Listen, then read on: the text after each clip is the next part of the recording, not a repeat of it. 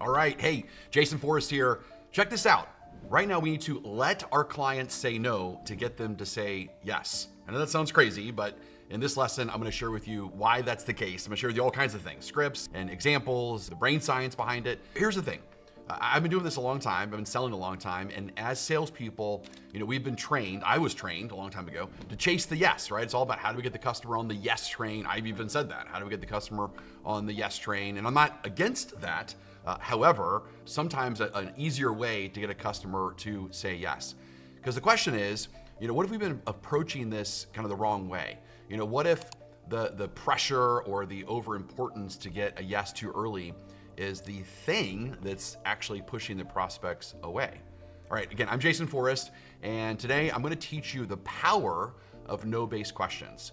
I'm also gonna share with you why a no-based question will lead faster to a yes. I'm also gonna give you 10 examples of a no-based question and a bonus one, and a 4-step framework that you can use to create a no-based question. So that way you can learn how to do it yourself. You can create these no-based questions as often as you want and based on all the different scenarios that you have. So I'm the CEO of a company called FPG.com, where we recruit, train, and coach sales teams who want to be revered as having the best sales experience in their market. So we think if you have the best sales experience in your market, that gives you an unfair advantage. And right now, I think a lot of companies, we're spending too much time focusing on giving ourselves an advantage. And the advantage normally is in the place of lowering our price or adding more features, which of course is this red ocean race to the bottom. And occasionally we try to find competitive advantages, of course, which is like maybe a better location or fast delivery time or certain inventory that no one else has. And again, we should still do that. But an unfair advantage is something that gives you a 3 to 4 year head start, meaning that if you could master this today and you could create this unfair advantage and your competition decided to try to catch up to you, you would have a 4-year advantage. Like it would take them 4 years to ever get to your level. Now, of course, you'd continue to grow and improve and be better. And so you would always have that advantage over them. So what am I talking about? The ultimate sales experience. You being the best version of you, the greatest of all times, the Tom Brady, the LeBron James of sales performance. When you are that person, you give yourself an unfair advantage. And here's the cool thing. You don't have to worry about the presidential election. Is it Trump or is it Kamala? Is it Republicans, Democrats? Is it taxes, no taxes, interest rates, all that kind of stuff we don't have to worry about when we're the very best. The only people that worry about that stuff are the average people, because average people are controlled by circumstances.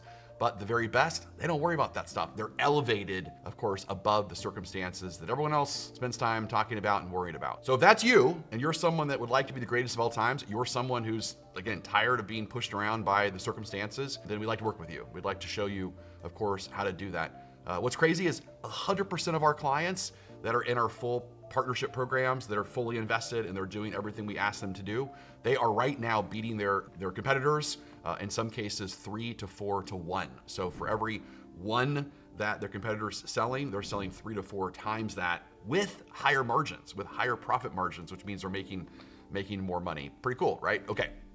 So if that's you and you're interested in making more money and having less stress, then again, we wanna work with you. So here's the deal. I get the whole concept of wanting to get a yes from my prospects. Again, I've been selling my whole life. I mean, when I was 8 years old, I started selling diamonds at my father's jewelry store, and I get it. We all want the yes. The yes obviously is the thing that we're moving forward with us. So we want that final yes. And when I first started selling, I struggled with getting my prospects to say yes. So what would happen is, they would say other things like, tell me if you've ever heard these before, right? They would say stuff like, I'm not sure, Jason, or I need to think about it. I like what you're saying, but I need to kind of sleep on it. I need to think it over, or it depends, or let me talk it over with my wife or my husband or my boss at work, or, this is more than I wanted to spend, so I'm just not really sure. I mean, there's so many of these, right? There's so many of these type responses that they say no, right? So they say no. And there's so many versions of this that you've heard. We can do an entire 30-minute lesson just on all the different ways someone can tell us no. But here's the thing. In studying neuro-linguistic programming by the amazing Susan Stageman, as well as other programs like accelerated evolution, applying just basic reverse psychology, one of the things that I realized is that the customer wants to say no. Jason, it took you thousands of hours of training to realize that? Okay, let me just bear with me on this. So we realize the customer wants to say no. So why don't we just let them do that? Why don't we just let them say no? But by saying no, they will end up saying yes to us. Okay, again, I know this sounds weird, but just stay with me. And by the end of this lesson, you will 100% get it. You get all the framework, all the examples, all kinds of stuff. So here's a real life example. So last month, we coach, gosh, I don't know, probably 1,000 salespeople a month around the world, which is awesome. Different levels, like individuals, all the way to huge corporations and so forth. So, but just last month, I personally was working with a sales professional who struggled with closing deals. And so what happened is every time that he went in for the close, the prospect would hesitate. And they would give one of those kind of like, let me think about it, let me sleep on it, let me talk to my wife kind of thing. And so what we did is we switched his strategy. So gave him a whole new strategy, moving away from pushing the prospect to say yes or kind of forcing that prospect to say yes. And instead, we told him, hey, why don't you try this? Why don't you try using no-based questions? And so some no-based questions that we came up with together were things like, would you be against buying now to get the home before Christmas? And so we just kind of shifted the energy to, would you be against buying now to get the home before Christmas? Or would it be a crazy idea to put a refundable deposit on this home so that you can lock in this quote and this price and then run it by your husband? That would be in a situation where, the wife was there and the husband was not there. And so that's usually kind of a friction area for people. And people say, I can't do anything about my spouse. But again, just simple kind of change, right? Because they want to say no. After he made this shift, the prospect felt way more in control, right? Because again, they want to say no. So why don't we let them kind of be in that no-based realm? And of course, his closing rate skyrocketed. Because just listen to the questions, right? So would you be against buying now to get the home before Christmas? I mean, I wouldn't be against it. I mean, it's not a bad idea. It's just I'm not sure. No problem. Well, let's talk through what would make you feel sure about it. You see, so I'm letting them say no to get back in rapport with them, and then I'm figuring out what would make them sure.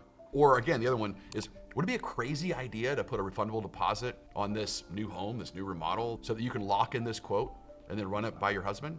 It wouldn't be a crazy idea, Jason, but I mean, it's not ideal. I don't know. I don't know if I feel comfortable with that. Okay, no problem. Just kind of throwing it out there, and let's see what would make you comfortable to do that.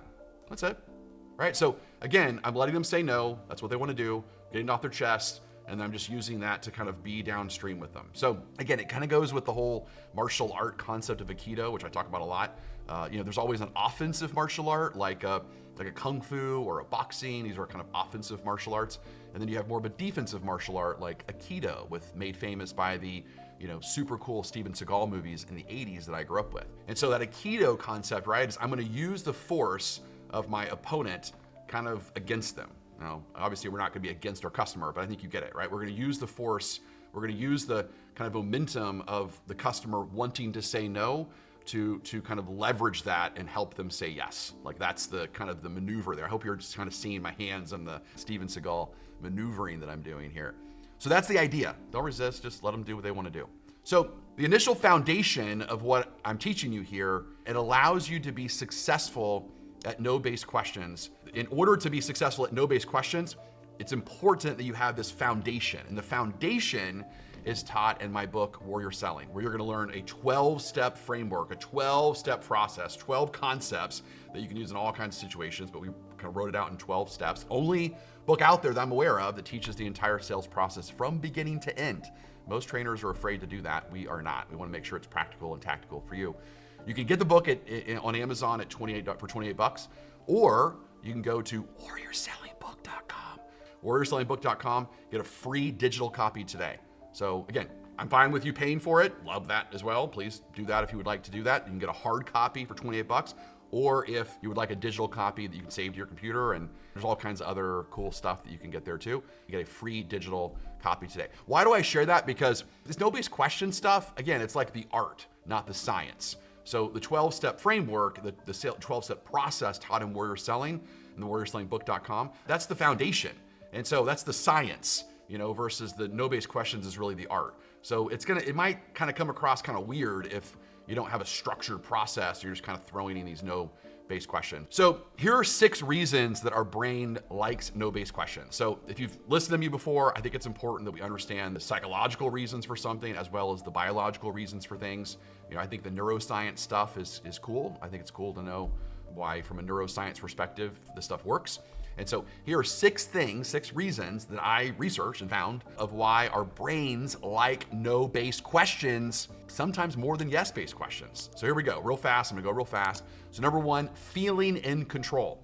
Like, who doesn't want to feel in control? Everyone wants to feel in control. People they don't like feeling out of control. So a no-based question, it gives the prospects that sense of control. From a brain perspective, it activates the prefrontal cortex, helping them feel comfortable and making better decisions. So the prefrontal cortex is like the crowning jewel of the human race. It's the one thing that separates us from everyone else, from the non-humans that are out there. So that's our place to create all kinds of cool ideas and innovation and all kinds. The reason why you're listening to me right now is all prefrontal cortex type stuff. So, but people like that control feeling, and a no-based question, again, it gives people that prefrontal, that feeling of control. Number 2, it lowers fear.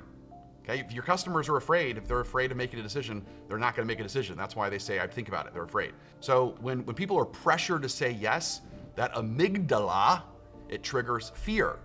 So your amygdala is that fight, flee, freeze, fawn type place. It's the primal part of our brain, been around for 2 million years. It's hard, right? So sometimes we get hijacked by the amygdala. That's a term that people use, which means all of a sudden you're like, I'm not doing that, or I don't want to, I feel afraid.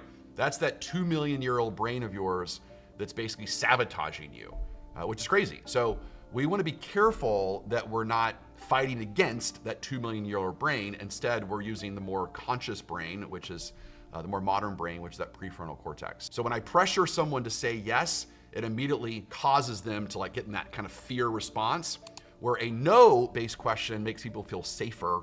It reduces that fear and it keeps the prospect open for a discussion. So again, just think about it. If I were to say, great, so based upon this, would you be excited about moving forward today?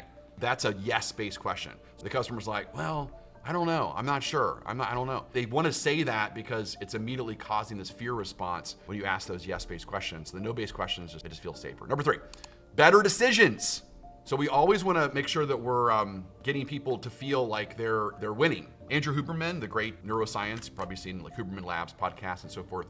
He talks about the dopamine system in the brain. So that pleasure reward system that like chocolate and all those kind of things make us, sugar and Facebook and social media, all that kind of stuff kind of rewards that dopamine system. So buying and shopping things is how we get that dopamine system going.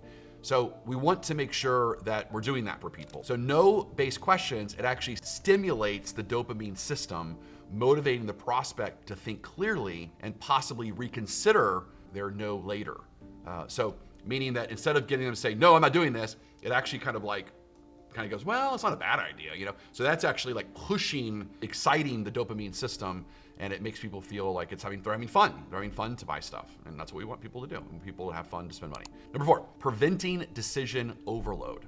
Now, we've heard this concept before, like decision fatigue, right? Decision fatigue is where we just have too many decisions in a day, and then we get to a point where I'm just too tired, I can't make any more decisions, I'm worn out, and so I just need to think about it. I think that's one of the main reasons why it's just too many decisions they've made. It's not fun anymore. They're overwhelmed. We haven't done a good job of kind of chunking it down or solving a decision for the next. There's too many open loops. And so I think that's the main reason why they do it. So no-based questions, they're easy for a person to answer. So they're not hard.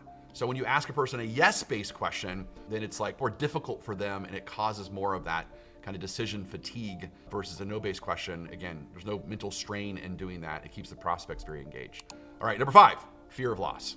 So we avoid losses. People actually avoid loss more than they kind of move towards pleasure. And so we don't like that fear of loss.